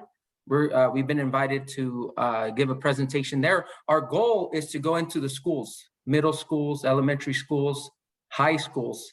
If any of our commissioners want to help back this up, because this isn't being funded, but our goal is to get anyone to sponsor these presentations at a $650 cost to go to stipends for the mentors that are doing the presentation. And then if we have 3 presenters, they divide that up by 3. And then the remainder of that goes to the Monday night community wraparound dinner, which is also not funded. And so it's helping us put a little bit of some TLC into the program and into the mentors. A lot of the mentors, they have daytime jobs. So a lot of this, for them to do a presentation, they may have to take the day off, or they're working part-time. They may have to take time off to do this. But if it's something we can get on a year-round basis, it's something we can take, you know, from Oceanside, that whole corridor, all the way down to San Isidro. And these panels are going to be diversified. We also want to invite any of our commissioners to be part of these panels, to invite back to your agency, to your organization, to you know, show your agency and put on display the work that you do as a commissioner and the extension to our community mentor movement. And so I did want to give Robert and Rudy a couple minutes to introduce themselves, why they're doing this, and what our goal is. Commissioner Dana Brown, thank you for creating the infographic. I don't know if you want to, if you can cue that up for us. Oops, wrong one. Yep. And this is just a little snapshot on the presentation, the panel presentation. We entitled it Planting Seeds for Youth's Future Needs. And it's going to be completely presented by the gang experts, youth that were active and are not active anymore, adults that are not active anymore, and just, you know, breaking it down from their perspective. And so Rudy, if you can introduce yourself, please. Well, can you share, and then Robert and Rudy, can you share what this YouTube video is all about too, as you're sharing, please? Hello, everybody. First and foremost, I'd like to thank you for giving me the opportunity to speak, you know, and talk to you guys about mentoring. I'm a 66-year-old reformed gang member. I was a gang member for over 46 years. I did over 27 years in prison. I've been out 13 years now, and I've been clean from drugs over 22 years. And the thing is that these kids, they don't have no guidance no more. There's nothing there for them. They like to, it all starts in the middle schools and the junior high schools and the little recreation centers and the parks. And it's something that they look for. They want to be, you know, respected. They want to be loved like, you know, a certain way. And that's where the brainwash kicks in. That's where their so-called homies, you know, tell them, man, this is what it's all about and all that. Well, as Dana mentioned, we did a video, Leaving Gangs, because that's the hardest thing that these kids, my mentees, when I asked them, what keeps you doing what you're doing? And they said peer pressure. They're afraid to leave the gang because they're afraid of retaliation. They don't know. So I tell them, well, you're looking at a lived example. I spent over 18 years in Pelican Bay SHU, Tehachapi SHU, being in a cell 23 hours out of a day. I did everything in my power to educate myself and tell myself, why did God bring me onto this earth? There's got to be a reason. And it's not to do prison time for the rest of my life. So when I got out in 2008, at the age of 52 years old with cancer, Pastor Jesus has known me his whole life. He came and told me, you know, you have a calling. You just don't know what it is. I said, well, then share it with me. And he told me, you need to be a gang mentor. You need the negativity that you were using in the neighborhood and implementing, turn that around, flip it, do it positively. So I said, okay, I'll give it a try. Then I got introduced to Dana, went to Youth Voice. Then I got introduced to Lynn Underwood, went to Alliant University with the Kill Bashir. The professor got my certifications in trauma-induced gang intervention and all that. And I said, wow, man, this is how I can give back. All the rhetoric that I caused for all these years at my elder age now, my street credibility is something. I take pride in my street credibility. And it's not to glorify myself, because my story is God's glory. And there's no other way to put that. I don't glorify myself with these kids. I just tell them, man, this is what I went through. I'm not going to give you a scared straight program. This is where the gang life at 13 years old took me. This is what it caused in my life, the pain and the hurt, and everybody that I inflicted the pain and the hurt on them from the bad choices that I made, because I make them understand that their choices and that their decisions don't only affect them, it affects everybody around them. It's a chain reaction.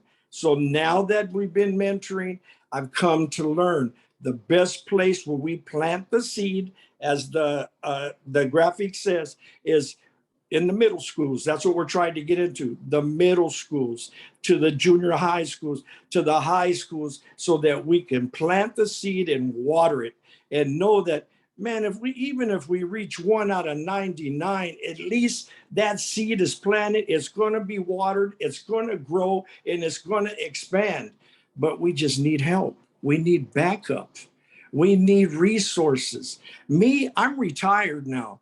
And that's, people say, retired? You were locked up your whole life. You didn't work long enough to be retired. No, I had a work-related injury, got it compensated, and now I'm living off of that right now. But that's not going to last me forever. But I don't do it for the money. I do it from my heart, because I treat these kids like if they were my kids or my grandkids.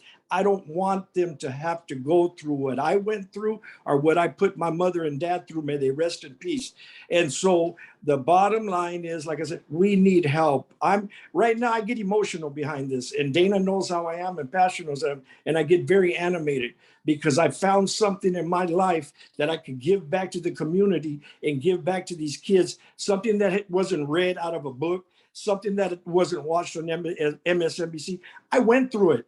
I went through every bit of the pain and heartache that I'm speaking about right now. But God was there to protect me, because he knew the journey he sent me on was for this reason, so that I could be out here and preach to these kids, whether it's the word of gospel or the word of truth, which is not being a gang member. It ain't cool being a gang member. There's nothing cool about it.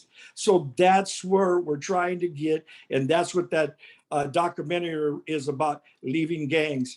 And I just want to say, if anybody, you guys, man, just please, we just need we need resources, we need backup. And you guys are the ones that are up there in those seats and those chairs that can get that for us, because we want to get more mentors, but there's got to be something available for them too.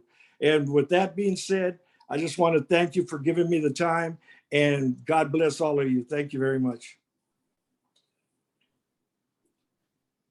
Okay, I'm gonna keep it really short, guys. I love all you guys. Look, this is something I had in my heart to put together with the help of Dana, Pastor Sandoval, Rudy, and everybody else.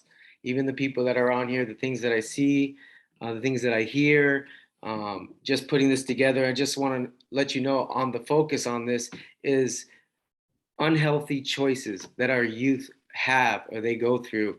There's choices that they're unaware of. It's basically bringing awareness of unhealthy choices. And that's some of the unhealthy choices that we made back when we were the youth, and now we're adults, and we still make mistakes, but we learn from as we go, and we want them to understand it as well. So, I mean, there's a documentary that shows basically I'm very vulnerable. I didn't want to do this, but I did it because I wanted to reach others, to let them know that right here, this is hope, that I give them hope, and everybody else that has changed their lives, as Rudy and Pastor Sandoval and Mario. I mean, the list goes on.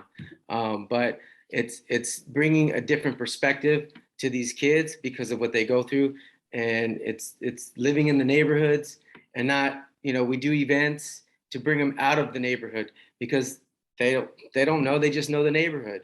So really, we just want to focus, and it's up for everybody.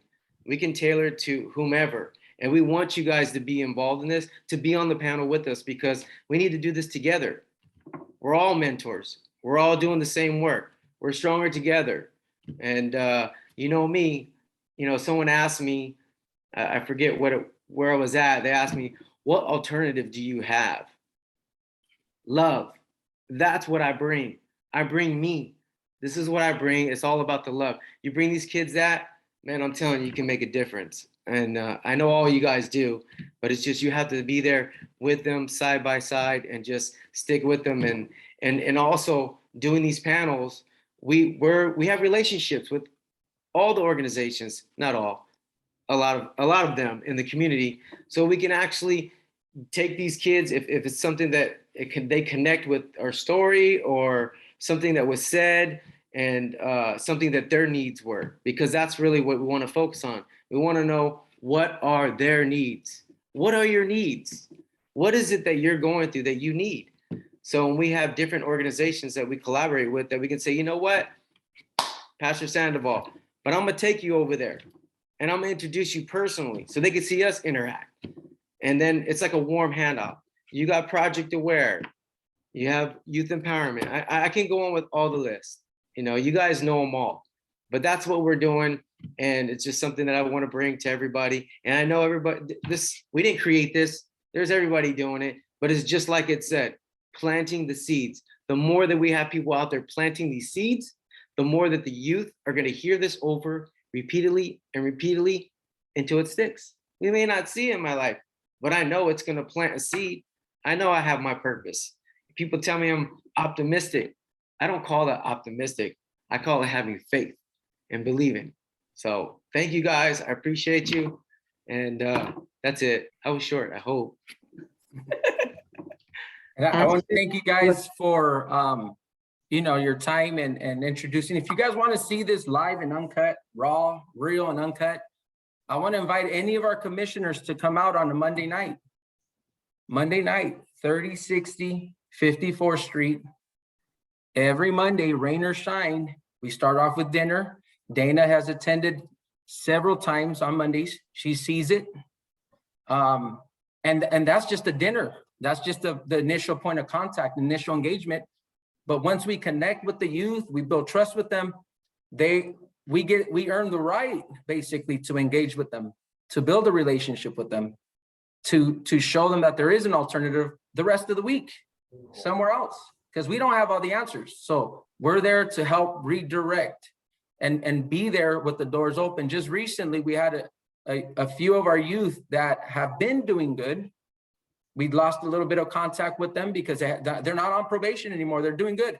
They knew we were there on a Monday night. They came back in and said, I didn't even know if you guys were going to be here or not. They came back in and found us there. They're like, wow. And they gave us an update of where they're at. That put more wind in my sails for another 10, 15, 20 years. With or without funding, we're going to keep doing this.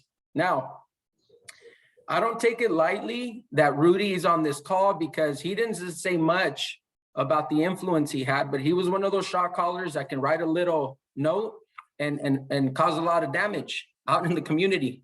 Just being in a setting like this, he would have thought Robert's working with the system. He's a snitch. He must be no good now. But just for him to be in this circle now, it's causing a ripple effect to change the stigma that people can change, that those gang members that are tired of being tired, that they can actually change and transform their life, and given the opportunity to now be mentors and have them trained and trauma-informed and mental health through local organizations, through the local college campuses, the universities, giving them that space. These guys are natural born leaders, just using their skill set for the good. And so we want to encourage you to come on out on any of the community wraparound, because that just opens up the door to a whole lot of other things that are going on in the community. The Seasons of Peace right now, we're onboarding, staff are being trained right now, mentors are being trained to be part of the No Shots Fired. I want to thank Elizabeth Bustos, because a young man that she referred to connected with us, the other Rudy, is a younger version of Rudy, the OG. This guy's tatted all over his head and all tatted right here and everything. And he's actually going to be hired as a part-time mentor to the No Shots Fired.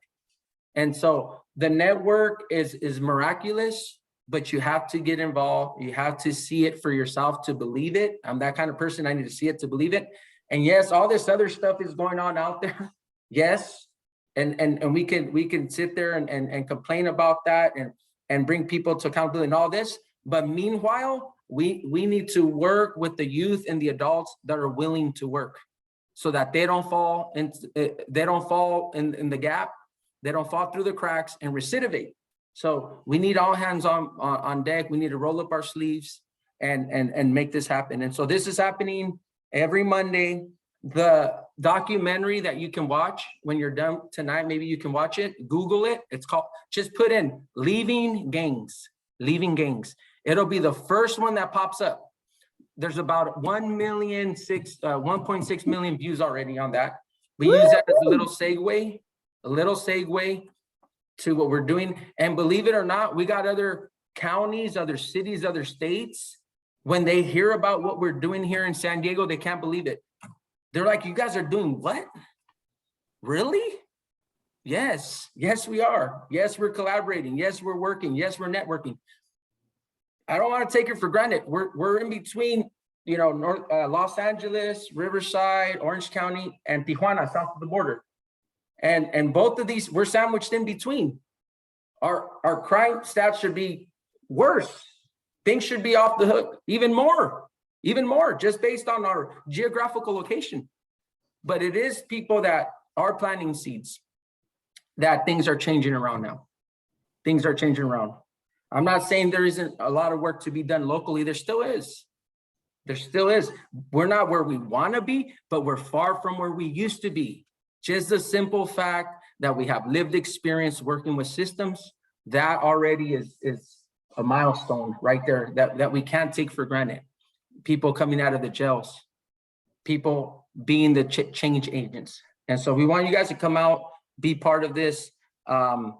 Email me, connect with me, and see how it is that you would like to contribute as a commissioner, or maybe someone that can help us spread the message, or resource, or be a funder to one of these presentations.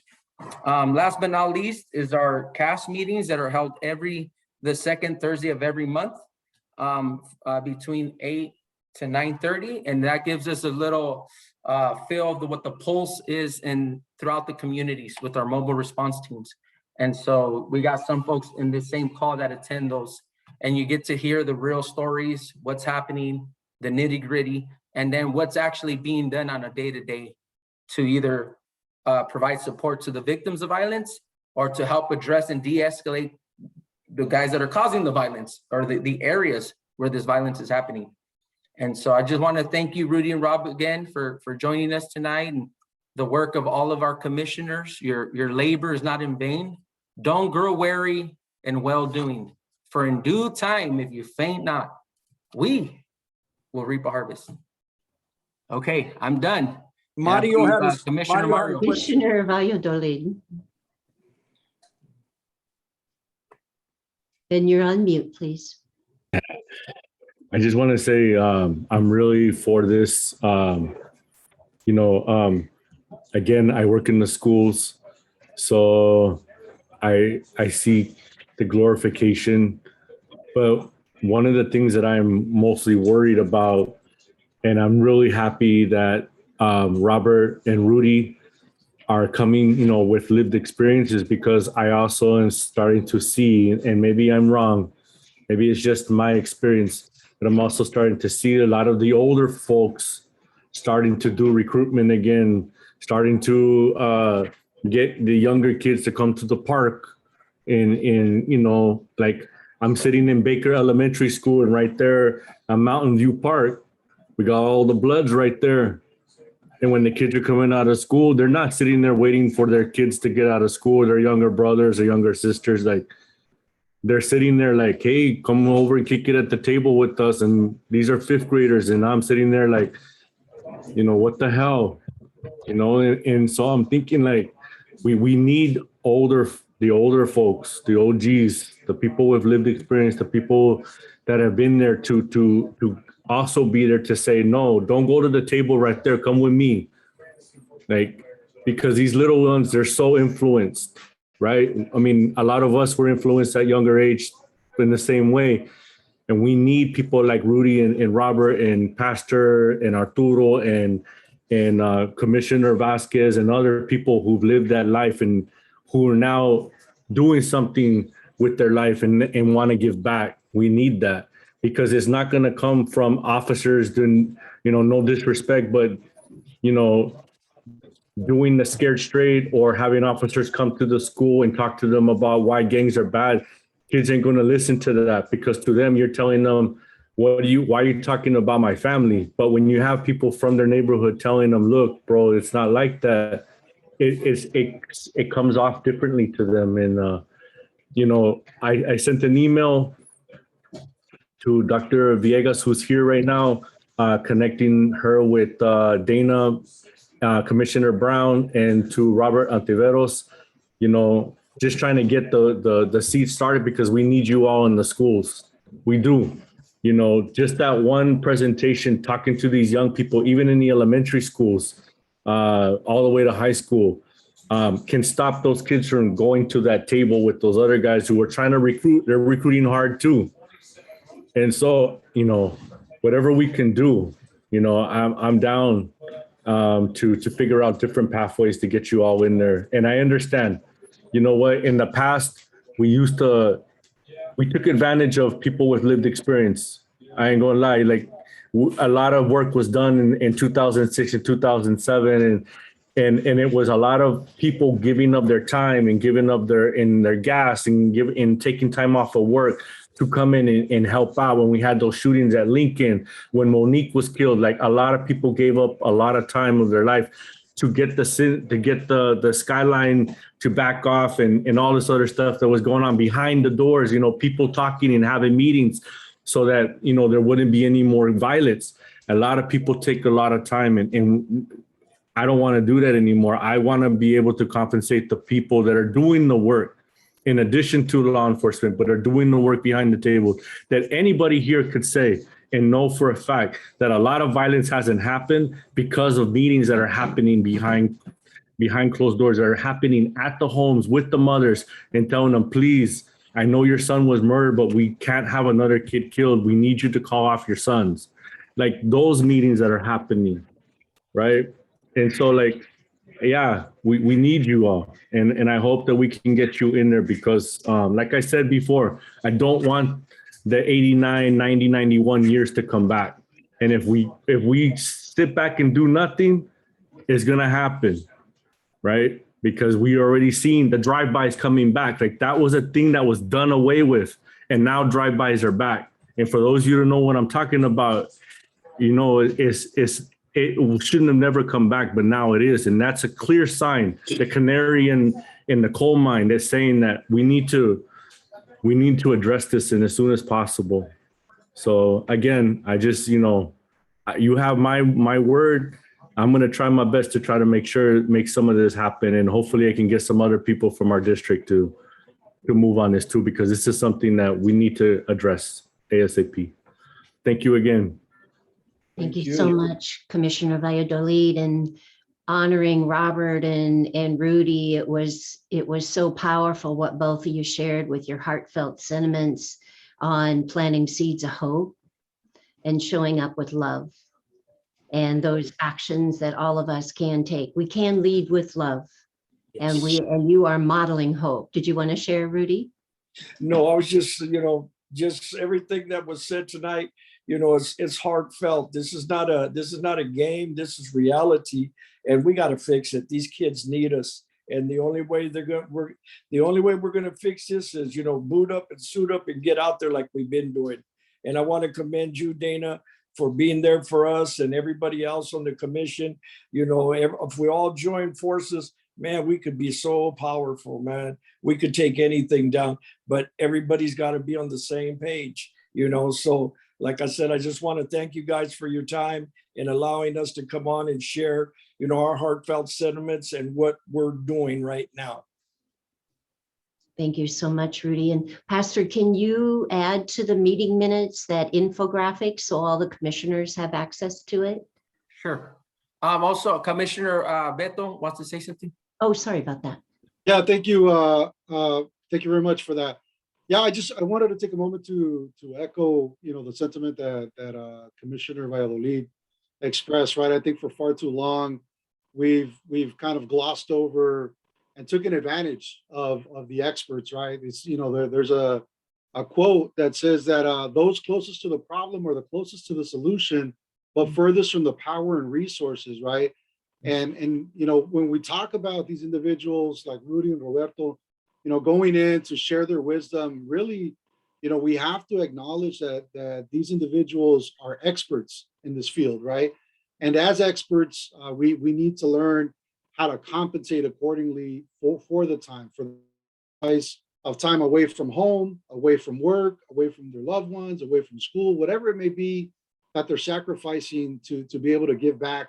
And I think for, being in systems that have many resources, but we like to say that, no hay dinero, right? There's never funding for things, but really it's a drop in the bucket, right? What we're asking, and the return on investment is so great that I just want to encourage us to kind of challenge the culture of how we do that type of work, how we go about that, because as you heard from these two gentlemen, the heart is willing to give you 150%, right? But unfortunately, their cars don't run on friendship, and the landlord doesn't care what a great guy you are.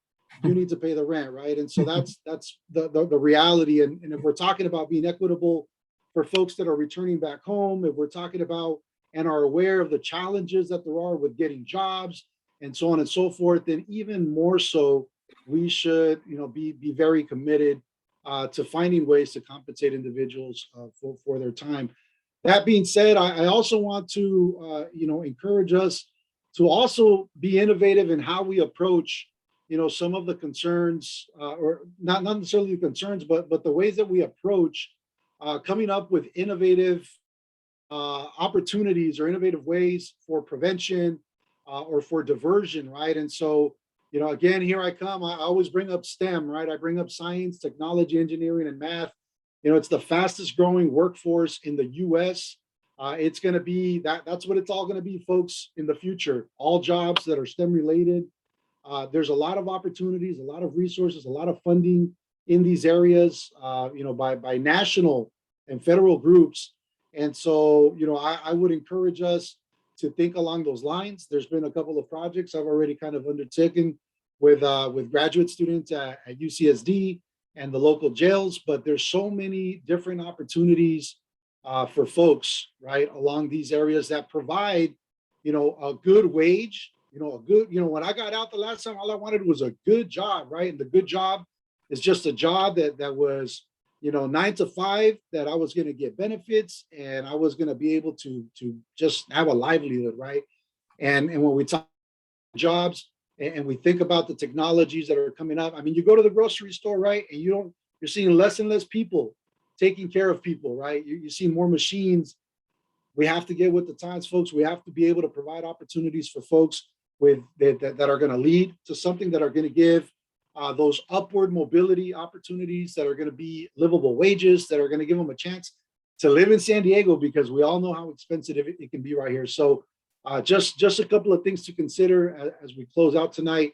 We can be right here. There's so many different issues, right? Not to minimize anything, so many different things to tackle, but I think, I'll speak as a formerly incarcerated individual coming back home. I needed a job. And I needed to feel like I mattered, and I needed to feel like I had something I could be good at. And there's a role in that for our institutions and the programming that's provided. There's a role in that in programs that are providing the wraparound services and setting up goals for the future, right? And what that's going to look like. There's free schooling that's available and partners in education that we can work with. There's a huge movement in higher education to support formerly incarcerated individuals, both in the CSU systems, the UC system, and also the community college systems. And so, it's the time is right, but we need to also entertain these bigger, these bigger issues that we need to tackle and prepare, because there are there's a lot of different facets to everything that we deal with. But I want to urge us to consider the resources that we can tap into and the promise that we can create when we take a holistic approach to recognizing the challenges and the opportunities that are available for our beloved neighbors and Thank you so much, Commissioner Vasquez. You have eloquently woven this entire meeting into very high level articulation. So Thank you for that. And any other commissioners like to share any final, Pastor Sandoval, any final thoughts? I think I did forget to mention, Bishop Bowser couldn't be in to talk about the Seasons of Peace program. So my goal is to get him on for the January 6th meeting. And also Commissioner Jamie Wilson could not be here, so her presentation will roll over to the next meeting as well. And so if you have any other programs that you guys would like to highlight, just let me know, or Dr. Hood know, so that we can include them in the next meetings.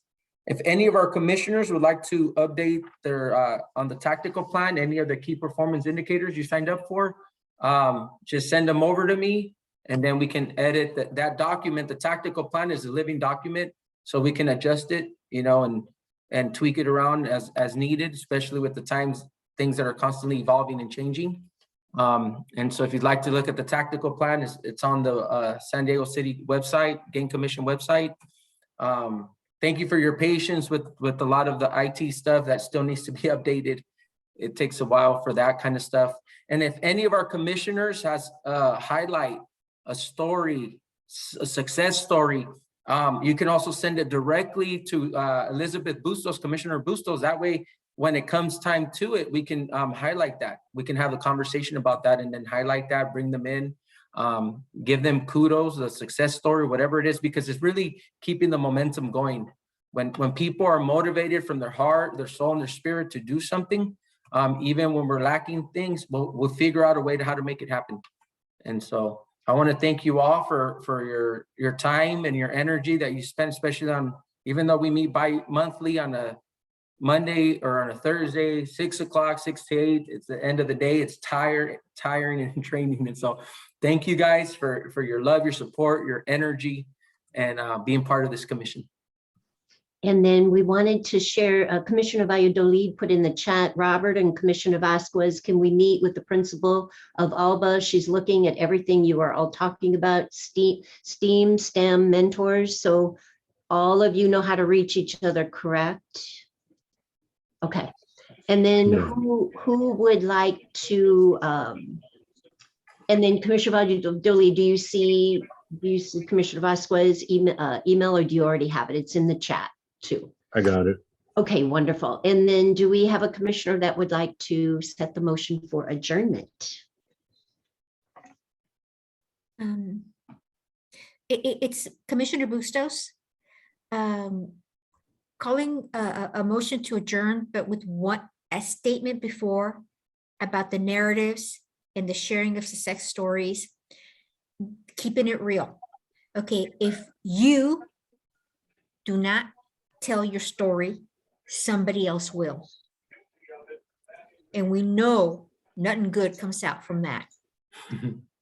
Okay, so please keep in touch, send me your stories, send us your stories. And with that, I move that we adjourn with many, many thanks and hugs to Commissioner Brown, blessings, and Pastor Sandoval. You have our hearts and our minds and our bodies and our will. And our will to make a difference. Thank you, Commissioner Bustos. And who would like to second, please? I'll second. Oh gosh, we got 3 seconds. Pastor, call that one. There were 3. I don't know. Give it to Beto and Mario. And all in favor say aye. Aye. Aye. Aye. Much love and much light to all of you surrounding you and your loved ones. Thank you for your leadership on the front line. Systems change and leaning into courageous conversation. But it's over? Oh man, we're all night, man. Come on, you got 7 Where's that minutes. cafecito? You have a Where's that gift of time of cafecito? 7 minutes. Thank you guys. Hey, Have a great hey, night, Robert, what's up everyone. with that? Thanks, Rudy. Thanks, What's up with that Robert. Padre flag behind you, bro? Hey, don't get mad. He's in his man cave. Commissioner Can you see the pool table?